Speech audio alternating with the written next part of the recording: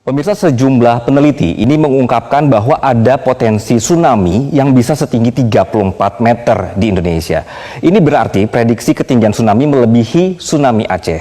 Nah, ada peneliti utama dari BMKG, Pepen Supendi, dari penelitiannya mengungkap bahwa potensi ini berkaitan dengan tingkat kegempaan yang tinggi yang di dalam serta juga di wilayah Jawa Barat dan juga Sumatera yang merupakan akibat dari pertemuan lempeng Indo-Australia dan juga subduksi di bawah lempeng Sunda. Nah, ini ada datanya di sebelah saya ini. Jadi ini ada temuan ya, pemirsa. Jadi ini benar-benar nyata, jadi bukan ada hasil rekayasa. Jadi mereka sudah berkumpul dalam penelitian ini. Terdapat sejumlah ahli kegempaan dalam negeri, ada Dwi Kora Karnawati, kemudian juga ada dari Tato Yatimantoro, dan juga Daryono dari BMKG, dari BRIN juga ada, termasuk dari University of Cambridge juga ikutan di sini, termasuk dari BNPB.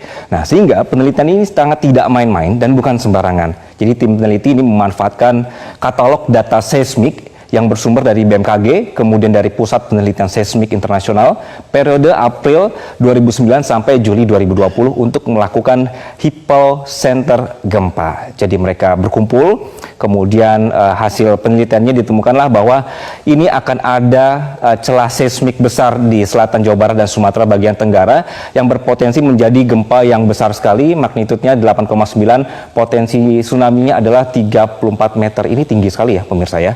Nah, sebenarnya jika kita berbicara soal megatrust, jika dilihat dari definisinya, megatrust ini adalah kondisi pecahnya batas lempeng yang terjadi di bidang kotak dua lempeng tektonik yang bertemu di zona subduksi. Nah, karena gerakan relatif lempeng ini yang tidak terbendung, tekanan terakumulasi di area dua lempeng tersebut dan akhirnya saling mengunci sehingga dilepaskanlah melalui gempa megatrust. Jadi ini ada kekuatan yang ditahan kemudian terlepas begitu ya. Sumber gempa megatrust biasanya ada di bawah laut pemirsa. Megatrust ini memiliki potensi menimbulkan tsunami yang karena ada pergerakan besar vertikal dasar laut selama gempa terjadi. Baik. Nah, megatrust itu tadi definisinya sudah ada apa? Kemudian nih mana sih sebenarnya wilayah Indonesia yang akan menjadi perhatian ya? Nah, karena negara kita terletak pada bagian cincin api Pasifik yang membuat Indonesia rentan bencana, terutama gempa dan tsunami.